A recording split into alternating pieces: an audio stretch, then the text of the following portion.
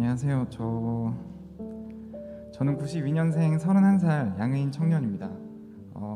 저는 저의 이야기와 제가 말하고자 하는 바를 신속 명확하게 전달하기 위해서 최대한 핸드폰에서 시선을 떼지 않고 나누겠습니다. 제 생각에 자발적으로 교회를 나오게 된 거는 꽤 기적 같은 일입니다.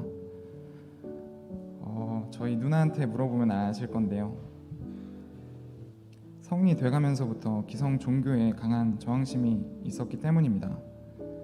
어머니가 종교적인 분이셔서 저의 의지와는 상관없이 어려서부터 어머니가 교회를 다니기 때문에 그냥 아무 생각 없이 같이 따라다녔습니다.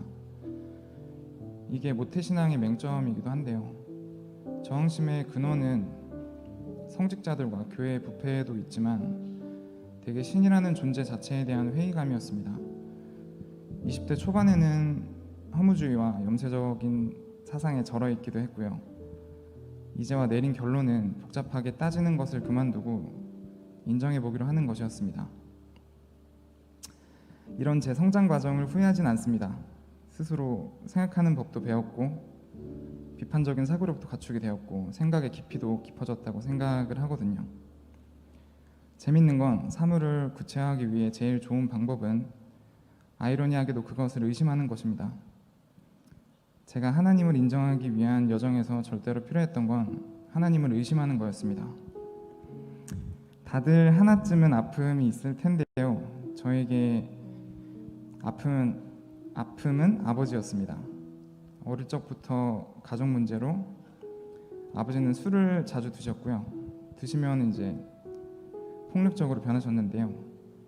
절대 나아지지 못하리라 생각했던 아버지였었는데 스스로 교회를 나가시더니 조금씩 변하시고 어릴 적 제가 무서워했던 옛날 아버지의 모습은 지금은 사라졌습니다. 지금 저희 가족은 굉장히 화목한 편이고요. 물론 이제 아버지가 나이 드실수록 쇠약해지시는 것도 있겠지만 아버지가 변하신 건 하나님의 은혜가 분명할 겁니다. 그래서 회복되었다, 괜찮아졌다라고 생각했던 저였는데 어느새부터인가 가끔 꿈에서 아버지가 나오는데 꿈에서 아버지는 꼭 술 취한 모습이고 가족을 위협하거나 행패를 부리시면은 제가 아버지를 해치더라고요.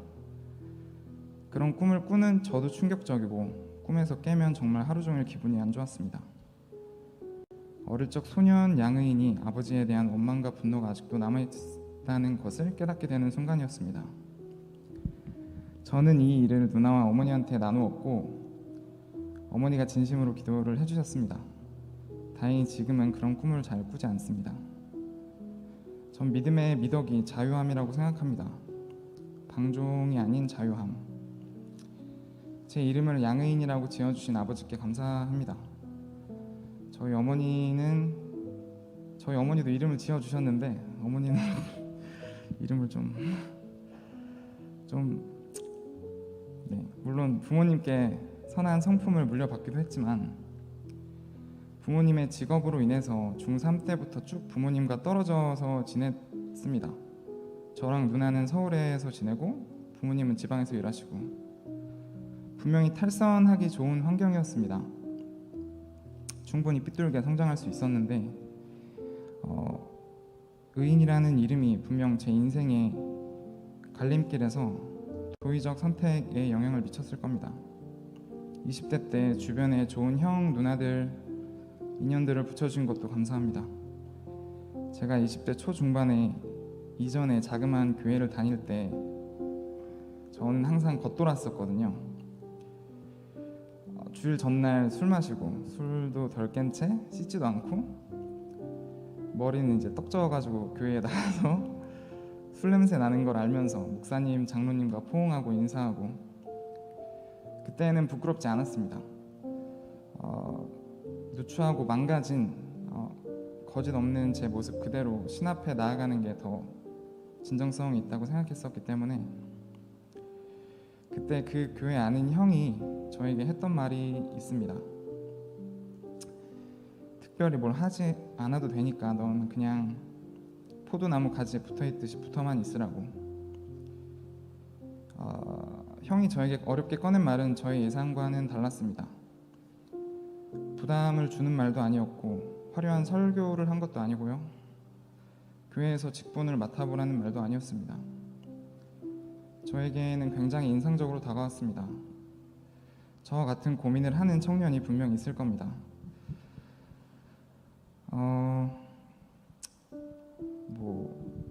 하나님의 실체적 존재 여부와 우주의 시작, 왜, 어떻게, 꼬리를 무는 질문들, 전 이런 질문들이 의미 없지 않고 자신의 신앙과 세계관을 더 넓고 깊게 확장하는 좋은 기회라 생각합니다. 저도 속으로 질문을 많이 하는 편이고요. 저 같은 청년이 있거나 아니면 사는 게 너무 힘든 청년이 있다면 너무 걱정하지 않아도 됩니다. 포도나무에 붙어 있으면 시간이 해결할 겁니다. 시간이 해결한다. 너무도 식상한 표현 같지만 생각해보면 그리 얕은 의미는 아닙니다. 시간은 곧 존재이고 존재한다는 건 우리들의 삶에 하나님의 개입이 이루어질 수 있는 제일 중요한 첫 번째 조건이기 때문입니다.